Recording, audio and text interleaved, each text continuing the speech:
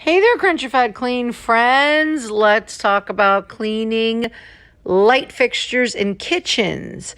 So light fixtures in kitchens tend to get greasy up on top just because of natural cooking. Even if it's not directly over the oven, it can still gain moisture and any kind of grease splatter that can be in the air, or any moisture in the air, or just any dirt, debris. It's a kitchen. Homes are to be lived in, so it's just going to get dirty. And dust will settle on it and then get sticky. So I always like to try to dry dust as much dust as I can get off of it before I then go and clean it. So I love using my Thieves cleaner. It's plant-based and it's safe on every surface you could possibly imagine, even carpet.